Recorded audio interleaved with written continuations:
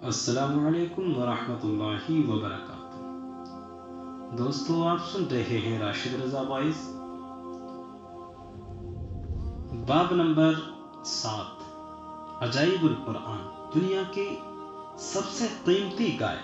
یہ بہت ہی اہم اور نہایت ہی شاندار قرآنی واقعہ ہے، اور اسی واقعے کی وجہ سے قرآن مجید کی اس سورہ کا نام سورہ بقرہ، گائے والی سورت رکھا گیا ہے۔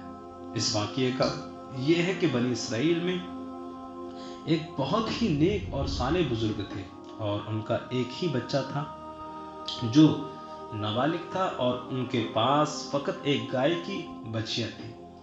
ان بزرگوں نے اپنی وفات کے قریب اس بچیا کو جنگل میں لے جا کر ایک جھاڑی کے پاس یہ کہہ کر چھوڑ دیا کہ یا اللہ عز و جل، میں اس بچیا کو اس وقت تک تیری امانت میں دیتا ہوں کہ میرا بچہ بالغ ہو جائے۔ اس کے بعد ان بزرگ کی وفات ہو گئی، اور بچیا چند دنوں میں بڑی ہو کر درمیانی عمر کی ہو گئی، اور بچہ جوان ہو کر اپنی ماں کا بہت ہی فرما بردار اور انتہائی نیکوکار ہوا۔ اس نے اپنی رات کو 3 حصوں میں تقسیم کر رکھا تھا۔ ایک حصے میں وہ سوتا تھا، اور ایک حصے میں عبادت کرتا تھا، اور ایک حصے میں اپنی ماں کی خدمت کرتا تھا۔ روزانہ صبح کو جنگل سے لکڑیاں کاٹ کر لاتا تھا، اور ان کو فروخت کر کے 1/3 رقم صدقہ کر دیتا، اور 1/3 اپنی ذات پر خرچ کرتا، اور 1/3 رقم اپنی والدہ کو دے دیتا۔ ایک دن لڑکے کی ماں نے کہا کہ میرے پیارے بیٹے، تمہارے باپ نے میراث میں ایک بچیا چھوڑی تھی جس کو انہوں نے فلاں جھاڑی کے پاس جنگل میں خدا تبارک و تعالیٰ کی امانت میں سونپ دیا تھا۔ اب تم اس جھاڑی کے پاس جا کر یوں دعا مانگو کہ اے ابراہیم علیہ السلام، اسماعیل علیہ السلام، اسحاق علیہ السلام کے خدا، تو میرے باپ کی سونپی ہوئی امانت مجھے واپس دے دے۔ اور اس بچیا کی نشانی یہ ہے کہ وہ پیلے رنگ کی ہے، اور اس کی کھال اس طرح چمک رہی ہوگی کہ گویا سورج کی کرنیں اس میں سے نکل رہی ہیں۔ یہ سن کر لڑکا جنگل میں اس جھاڑی کے پاس گیا، اور دعا مانگی تو فوراً ہی وہ گائے دوڑتی ہوئی آ کر اس کے پاس کھڑی ہو گئی، اور اس کو پکڑ کر گھر لایا۔ تو اس کی ماں نے کہا، بیٹا تم اس گائے کو لے جا کر بازار میں 3 دینار میں فروخت کر ڈالو، لیکن کسی گاہک کو بغیر میرے مشورے کے مت دینا۔ ان دونوں بازار میں گائے کی قیمت 3 دینار تھی۔ اس بازار میں ایک گاہک آیا جو حقیقت میں فرشتہ تھا۔ اس نے کہا کہ میں گائے کی قیمت 3 دینار سے زیادہ دوں گا، مگر تم ماں سے مشورے کیے بغیر گائے میرے ہاتھ فروخت کر ڈالو۔ لڑکے نے کہا کہ تم خواہ کتنی بھی زیادہ قیمت دو، مگر میں اپنی ماں سے مشورے کیے بغیر ہرگز اس گائے کو نہیں بیچوں گا۔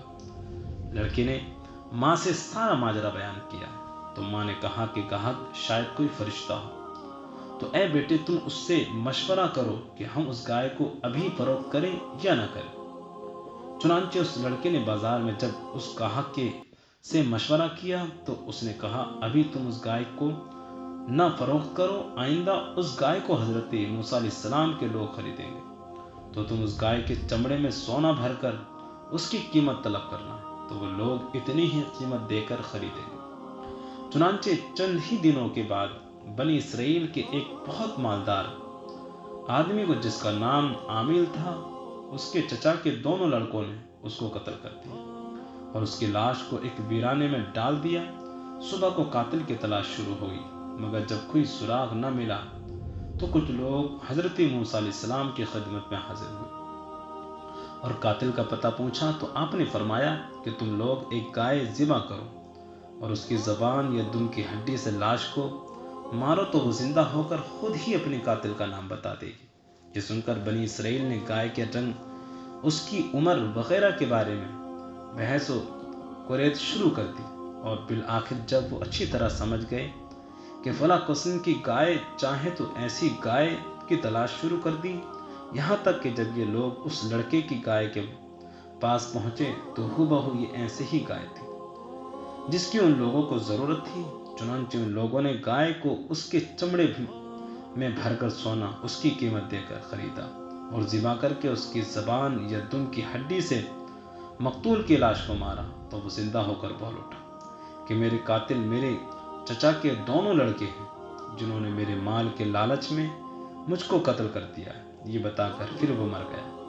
چنانچہ ان دونوں قاتلوں کو قصاص میں قتل کر دیا گیا، اور مرد صالح کا لڑکا جو اپنی ماں کا فرما بردار تھا کثیر و دولت سے مالا مال ہو گیا۔ اس پر پورے مضمون قرآن مجید کی مقدس آیتوں میں اس طرح بیان فرمایا گیا ہے کہ اور جب موسیٰ نے اپنی قوم سے فرمایا خدا تمہیں حکم دیتا ہے کہ ایک گائے ذبح کرو، بولے گی آپ ہمیں مسخرہ بناتے ہیں؟ فرمایا خدا کی پناہ کہ میں جاہلوں سے ہوں۔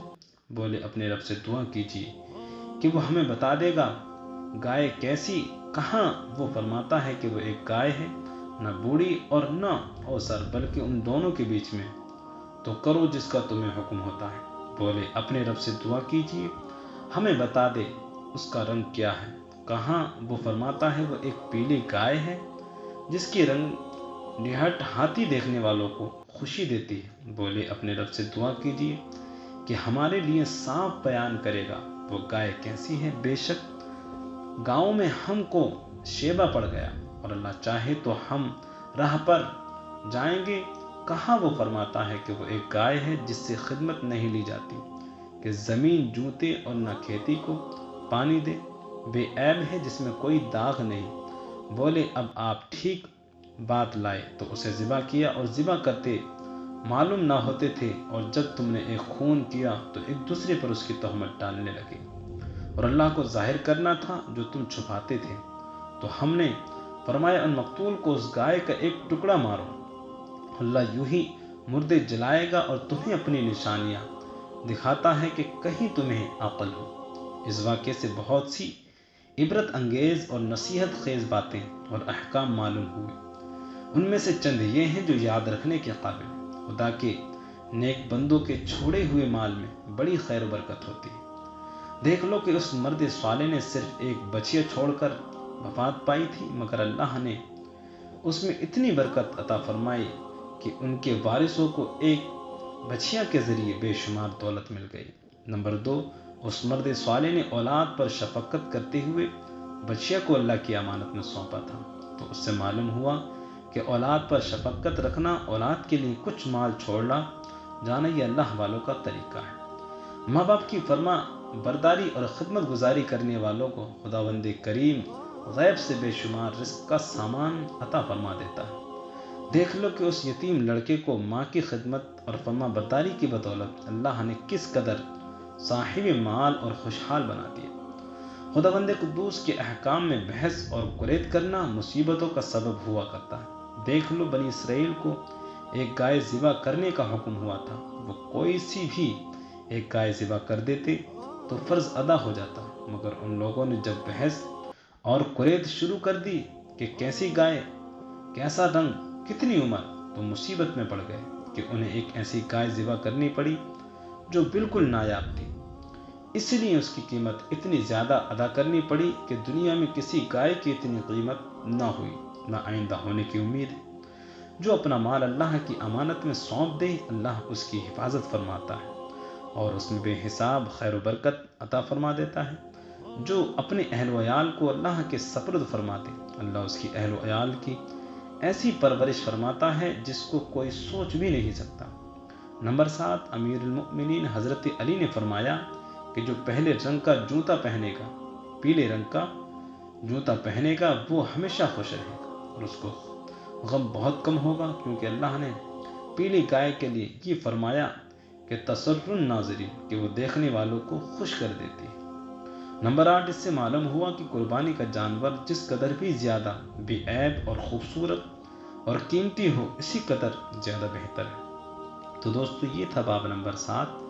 آپ حضرات کو اگر پسند آیا تو ہمارے چینل کو سبسکرائب کر کے بیل آئیکن کو ضرور دبا دیں۔